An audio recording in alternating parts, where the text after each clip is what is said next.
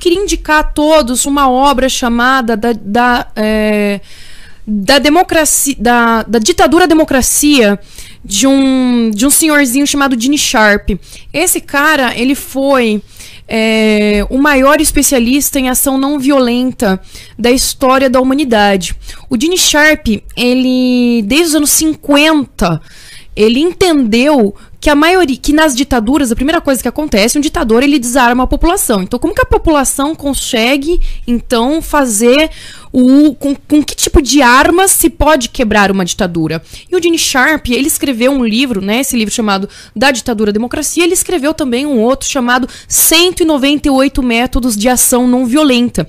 Então, ele foi criando alguns métodos e aglutinando outros que foram usados ao longo da história da civilização ocidental e oriental, enfim, da história da humanidade, de como romper, de como quebrar ditaduras. E eu, quando eu fui de esquerda, quem não sabe, eu fui para a Ucrânia, eu treinei na Ucrânia, eu recebi muito treinamento de ação não violenta, porque hoje a ideia da esquerda não é mais fazer uma luta armada. Hoje a revolução, ela não é com armas, ela é uma revolução ideológica, econômica e midiática. E me foi apresentadas essas obras, e o que me chamou a atenção é que nesses 198 métodos utilizados também pela esquerda, não só pela esquerda, mas utilizado por todo tipo de motim, todo tipo de grupo que quer conduzir uma forma de governo a outro, o número 66 se chama desaparecimento coletivo. Lá o Gene Sharp, ele ensina um monte de coisa. E o mais legal é que muitas ações que a gente usa hoje foram criadas ou categorizadas pelo Gene Sharp. Panelaço é algo que o Gene Sharp percebeu nos anos 50 e nos anos 70, 80, até em 90. Em 97 foi usado na Revolução da Sérvia. Panelaço não é uma coisa que foi a burguesia verde-amarela aqui do Brasil que inventou. Isso já era utilizado. As cores, a simbologia das cores. O verde foi utilizado na Primavera Árabe, Revolução Laranja na Ucrânia, verde-amarelo aqui, vermelho, comunismo, etc. Então ele tem um conhecimento muito incrível sobre isso, e eu comecei a perceber uma coisa, que eu falei assim, eu tô ficando maluca, eu vou ligar pro professor Olavo, porque eu acho que eu tô ficando maluca, eu vou ligar pro Alan, porque eu não posso ficar maluco sozinho, eu tenho que convencer os meus amigos a ficarem malucos junto comigo. E aí eu cheguei à conclusão que eu não estou maluca. Então, do mesmo jeito que existem métodos para conduzir uma ditadura à democracia, estão utilizando esses métodos para conduzir nós, que somos uma democracia, a uma ditadura.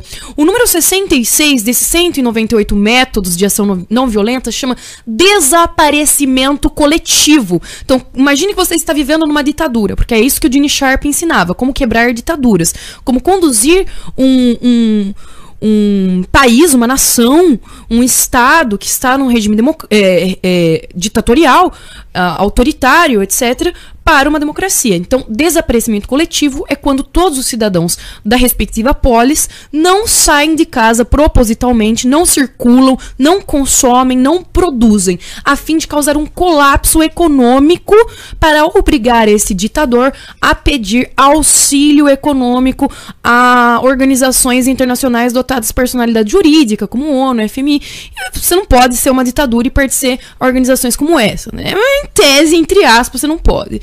E assim se quebraria a economia e se quebraria um ditador. E eu tô percebendo que estão obrigando a nós, através de uma histeria coletiva chamada coronavírus, que existe, é uma realidade, mas não é isso tudo que estão falando, e não é pecado nenhum falar isso. Então, esse vídeo do Terça Livre é muito bom, eu recomendo, peço, imploro de joelhos, pelo amor de Deus, pra vocês assistirem, esse que se chama, que tá na capa assim, refute, é refute, né, que tá escrito? Refutem, pelo amor de Deus, peço de joelhos pra vocês assistirem esse vídeo. E o que eu percebi foi, né, com a minha análise política, é que através de um desaparecimento coletivo forçado, ou seja, compulsivo, estão nos obrigando a desaparecer, a não consumir, a não produzir, a não circular, para quebrar essa economia e conduzir esse método subversivo, de conduzir essa democracia a uma ditadura. Hoje, você não pode comprar uma... Você quer comprar um objeto, o Ítalo estava falando aqui, você quer comprar um celular, parece que você está comprando droga. Você não pode mais circular de uma cidade para outra. Eu tô entrando em parafuso porque eu estou sem meu filho. Eu deixei o meu filho com a minha mãe para poder ir trabalhar. Fui pro México, fui para Guatemala, El Salvador, para poder trabalhar. Voltei, eu já voltei faz uma semana e eu estou sem o meu filho. E eu quero o meu filho. Não tem aeroporto, não tem rodoviária, não tem estradas fechadas. E eu tô sem o meu filho. E o meu filho tá sem a mãe. E tem muitas outras pessoas nessa situação. E aí chega uma hora que eu vou catar um carro e vou dirigir. Eu não sei dirigir, eu vou ter que pagar R$2.000 pra uma pessoa me levar de Brasília até São Carlos, entendeu? Eu não tenho esse dinheiro. E aí eu vou... E aí, vão me prender porque eu quero meu filho?